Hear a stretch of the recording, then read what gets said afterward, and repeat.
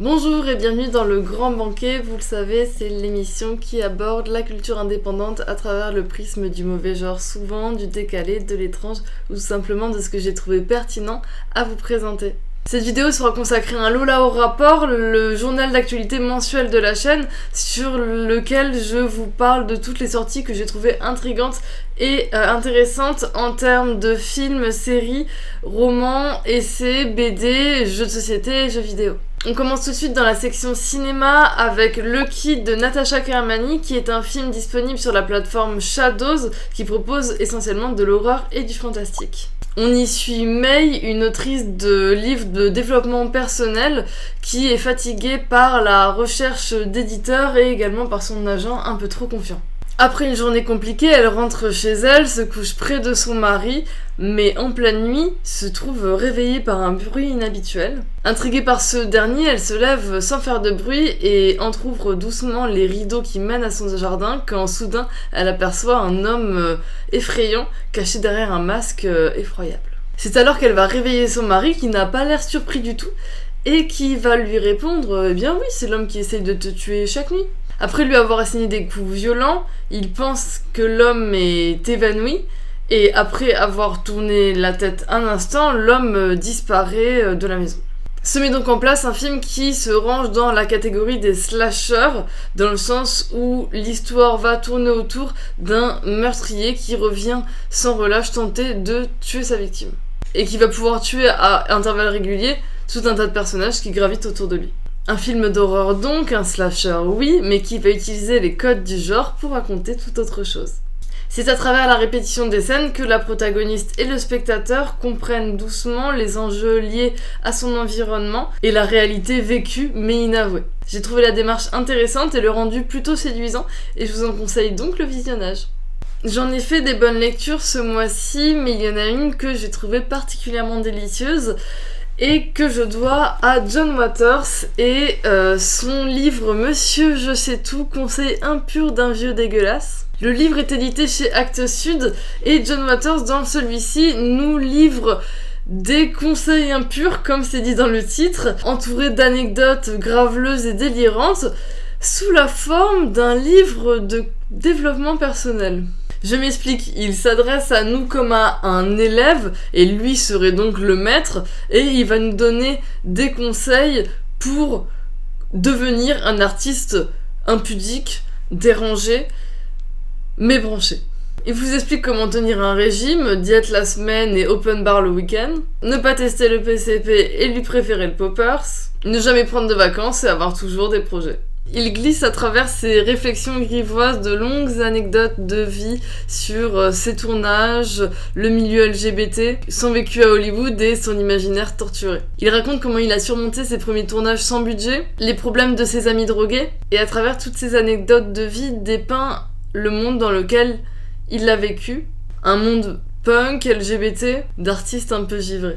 Indéfectible, irrésistible, chacune de ses réflexions fascine et nous immerge dans le monde particulier d'un vieux dégueulasse. Je vous propose maintenant la lecture d'un beau voyage.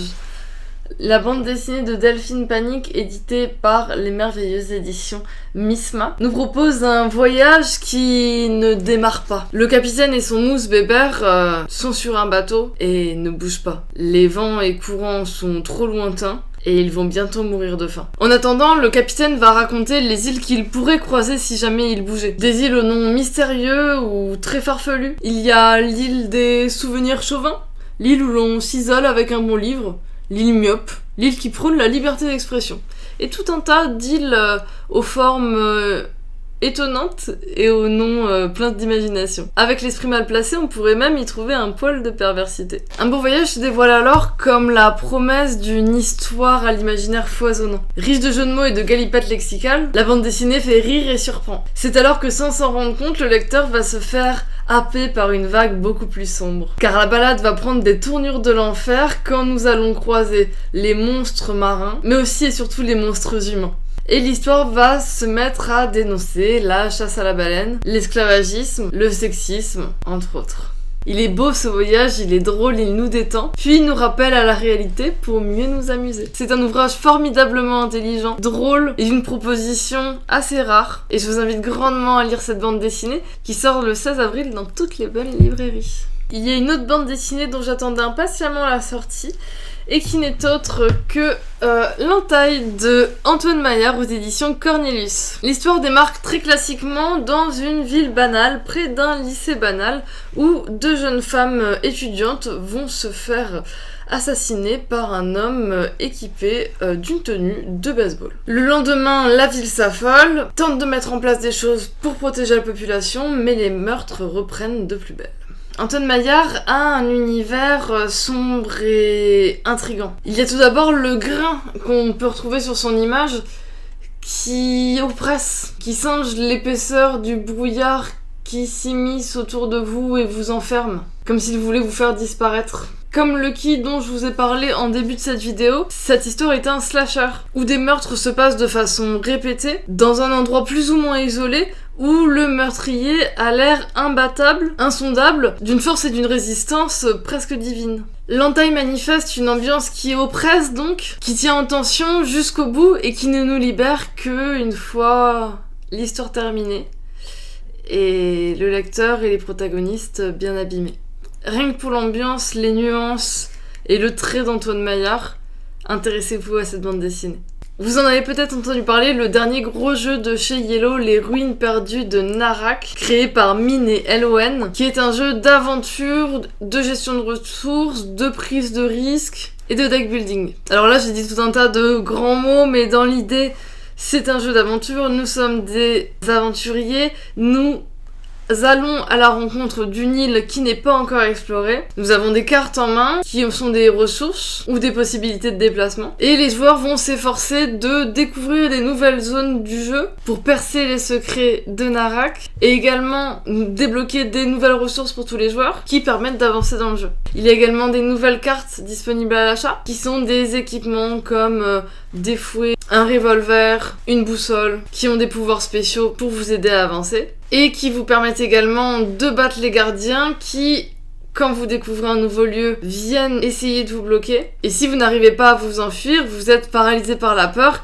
et vous abîmez vos prochains tours. En allant à la découverte de l'île avec des lieux toujours différents, des trésors toujours différents, il y a un vrai côté aventure qui prend place dans le jeu. La mécanique est fluide et très enthousiasmante. Et même si j'ai tendance à mettre en avant d'avoir les mécaniques avant le graphisme et le matériel, il faut bien que j'avoue que jouer avec des gros diamants et des petites pointes de flèches bleues nacrées, eh ben ça m'a pas déplu non plus. Le jeu commence déjà à être un petit peu partout en rupture en boutique, donc si vous avez vraiment envie d'y jouer, n'hésitez pas à foncer.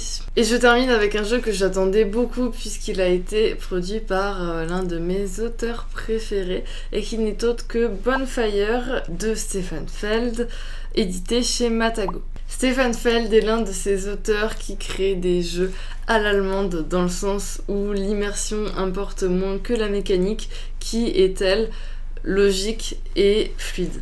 Dans ce jeu-là, on va retrouver des mécaniques qui vont être un petit peu proches de jeux plus anciens à lui, comme l'Oracle de Delphes ou Luna qui n'est plus disponible. C'est un mélange d'optimisation, de salade de points, dans le sens où il y a tout un tas de manières de faire des points, de gestion de ressources, mais il est également doté d'une interaction fine dans les parties sur la récupération des objectifs et notamment dans la manière de mettre fin à la partie. Concrètement, le joueur ou la joueuse va aller chercher des gardiennes, créer un chemin sur lequel ces gardiennes vont avancer, aller chercher des ressources pour faire des offrandes et avec elles aviver un grand brasier. De l'optimisation à la Trajan ou Agricola, un jeu pour ceux qui savent braver les designs froids, passer le cap d'ouvrir la boîte et peuvent alors en apprécier sa ravissante intimité mécanique.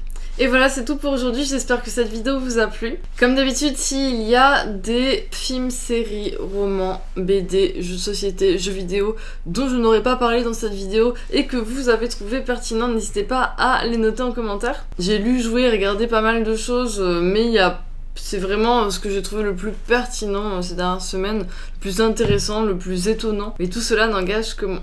Sur la chaîne, il y a une vidéo toutes les 2 semaines le jeudi à 18h. En attendant, vous pouvez me suivre sur mes réseaux sociaux, le Grand Banquet de Lola sur Facebook et Instagram, réseaux sur lesquels je poste des conseils culturels et tout un tas d'autres choses toutes les semaines. Vous pouvez également me soutenir sur ma page Utip dont je mets le lien dans la description. Et en attendant la prochaine vidéo, je vous donne rendez-vous sur mes réseaux, en commentaire, et je vous dis à très bientôt. Salut!